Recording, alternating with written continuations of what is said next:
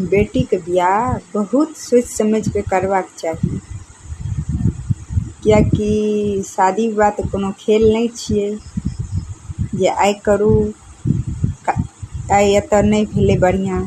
कोनो कपड़ा तऽ नहीं छियै जे कपड़ा नहीं नीक छै दोसर बदलू। शादी विवाह सोच समझ के करैके चाही। लड़का का धन दौलत देख कर नहीं शादी करेके चाही बेटी को। लड़का का सूरत देख कर नहीं करे के चाही शादी। लड़का का व्यवहार देख कर करे के चाही, ताकि हमरा बेटी को इज्जत दऽ सकै छै कि नहीं दऽ सकै छै, हमरा बेटी के खुश राखि सकै छै कि नहीं राखि सकै छै। एहन लड़का से शादी करबाक चाही। एहन लड़का से नहीं शादी करे के चाही जे खुद गलती करके और दूसरा के बदनाम करना। अहाँ सब सब इतने हाथ जोड़ के कहू, जमीन जायदाद कुछ नहीं छै। अहाँ के बेटी खुश यऽ तो दुनिया में सब ठीके छै।